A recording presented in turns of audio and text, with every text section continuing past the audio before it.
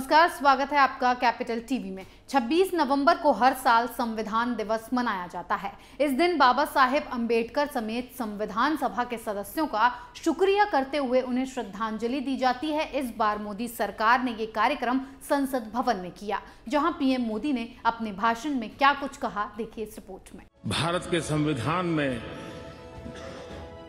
सूचित देश के सामान्य मानव की रक्षा की जिम्मेवारी के तहत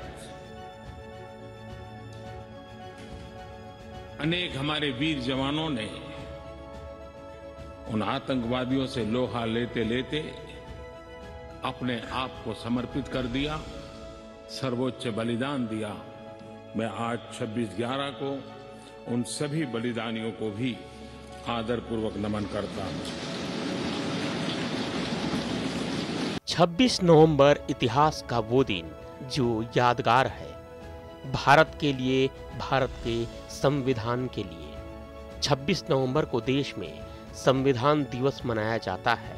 इस बार केंद्र की मोदी सरकार ने इस अवसर पर संसद के सेंट्रल हॉल में संविधान दिवस पर कार्यक्रम रखा, जहां राष्ट्रपति रामनाथ कोविंद, उपराष्ट्रपति वेंकैया नायडू, लोकसभा अध्यक्ष ओम बिरला, पीएम मोदी समेत सरकार के मंत्री, सांसद पहुंचे थे, जहां सभी को राष्ट्रपति ने संविधान की शपथ दिलाई। और इस मौके पर राष्ट्रपति रामनाथ कोविंद ने संविधान के महत्व को बताया। इसी सेंट्रल हॉल में 72 वर्ष पहले हमारे संविधान निर्माताओं ने स्वाधीन भारत के उज्जवल भविष्य के दस्तावेज को, यानी हमारे संविधान को अंगीकार किया था तथा भारत की जनता के लिए आत्मार्पित किया था। लगभग 7 दशक की अल्प अवधि में ही भारत के लोगों ने लोकतांत्रिक विकास की एक ऐसी अद्भुत गाथा लिख दी जिसने समूची दुनिया को विस्मित कर दिया। मैं ये मानता हूं कि भारत की यह विकास यात्रा हमारे संविधान के बल पर ही आगे बढ़ती जा रही है। देवियों और सज्जनों, हमारे संविधान में वे सभी उदात्त आदर्श समाहित हैं जिनके लिए विश्व के लोग भारत की ओर सम्मान और आशा भरी दृष्टि से देखते हैं। हमारे देश में न केवल महिलाओं को आरंभ से ही मताधिकार प्रदान किया गया, बल्कि कई महिलाएं संविधान सभा की सदस्य भी थीं और उन्होंने संविधान के निर्माण में अपना अभूतपूर्व योगदान दिया था। हम भारत के लोग ये गर्व से कह सकते हैं कि हमारे संविधान के निर्माण में फाउंडिंग फादर्स के साथ साथ फाउंडिंग मदर्स ने भी अपना योगदान दिया है। वहीं लोकसभा अध्यक्ष ओम बिरला ने कहा कि देश, जनप्रतिनिधि और जनता को संविधान में दिए गए अधिकार के साथ साथ कर्तव्य का भी बोध होना जरूरी है। हमारा संविधान आधुनिक गीता की तरह है, जो हमें निरंतर कार्य करने की प्रेरणा देता है और राष्ट्र के प्रति अपने कर्तव्यों को बोध भी कराता है। यदि हम सब जनप्रतिनिधि, नागरिक, सभी संस्थाएं अपने कर्तव्यों को सामूहिकता के साथ पूरा करने का संकल्प लें, तो प्रत्येक देशवासी के जीवन को बेहतर बनाते हुए एक भारत श्रेष्ठ भारत को साकार कर सकते हैं। हमारे प्रगतिशील संविधान को देश विदेश हर जगह सम्मान की दृष्टि से तथा प्रेरणा के स्रोत के रूप में देखा जाता है, क्योंकि हमारे जीवंत लोकतंत्र तथा देश के उज्जवल भविष्य के निर्माण में इसकी प्रमुख भूमिका रही है। हमारे संविधान ने नागरिकों के लिए न्याय, स्वतंत्रता एवं समानता के मौलिक अधिकारों की व्यवस्था की है, पर आज अवसर है कि हम संविधान दिवस के दिन अपने कर्तव्यों पर भी विचार करें, मंथन करें। लेकिन इस कार्यक्रम में कांग्रेस समेत 14 दल के सदस्य नहीं पहुंचे थे। यही नहीं, उन्होंने इस कार्यक्रम का बहिष्कार भी किया। वहीं इस कार्यक्रम में पीएम मोदी ने इन दलों पर जमकर निशाना साधा। पीएम मोदी ने कहा कि ये लोग बाबा साहेब अंबेडकर का विरोध कर रहे हैं, बहिष्कार कर रहे हैं, जिसे अब देश बर्दाश्त नहीं करेगा।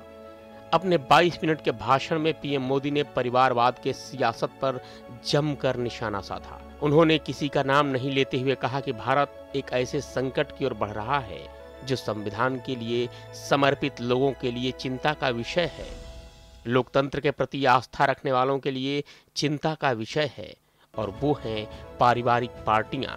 योग्यता के आधार पर एक परिवार से एक से अधिक लोग जाएं, इससे पार्टी परिवारवादी नहीं बन जाती है। संविधान की भावना को चोट पहुंची है, संविधान की एक एक धारा को भी चोट पहुंची है।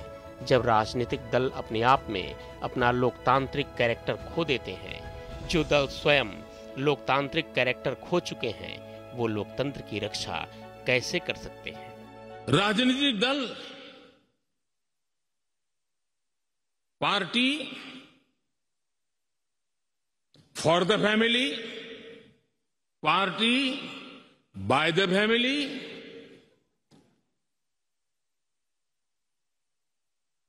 अब आगे कहने की जरूरत मुझे नहीं लगती है।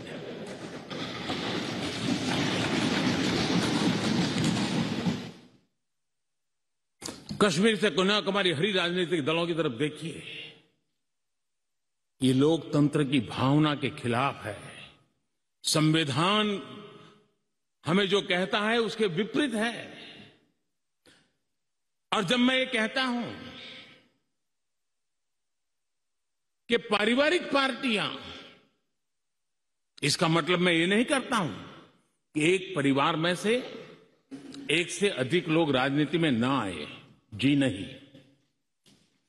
योग्यता के आधार पर जनता के आशीर्वाद से किसी परिवार से एक से अधिक लोग राजनीति में जाएं, इससे पार्टी परिवारवादी नहीं बन जाती है। लेकिन जो पार्टी पीढ़ी दर पीढ़ी एक ही परिवार चलाता रहे, पार्टी की सारी व्यवस्था परिवारों के पास रहे, वो लोकतंत्र, स्वस्थ लोकतंत्र के लिए सबसे बड़ा संकट होता है। आश्चर्य की बात ये रही कि अभी तक बाबा साहेब और दलितों के नाम पर सियासत करने वाली बसपा और उसकी सुप्रीमो मायावती ने भी इस कार्यक्रम का विरोध किया। साथ ही एक प्रेस कॉन्फ्रेंस कर मोदी सरकार पर निशाना साधा और एक बार फिर सिर्फ और सिर्फ आरक्षण की राजनीति की बात की। SC, ST व OBC वर्गों का ज्यादातर विभागों में आरक्षण का कोटा अधूरा पड़ा है, जिसको लेकर ये दुखी व पीड़ित लोग आए दिन सड़कों पर धरना प्रदर्शन आदि करते रहते हैं।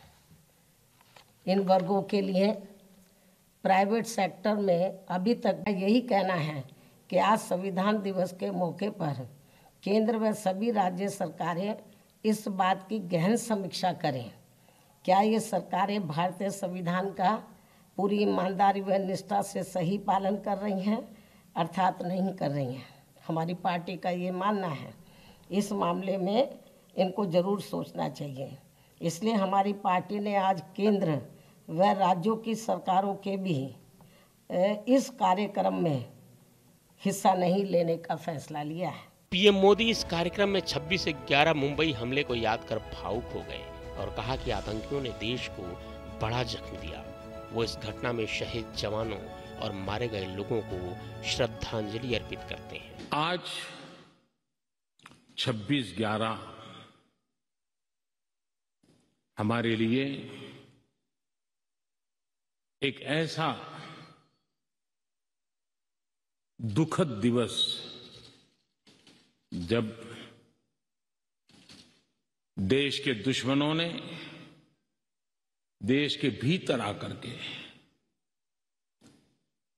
मुंबई में वह ऐसी आतंकवादी घटना को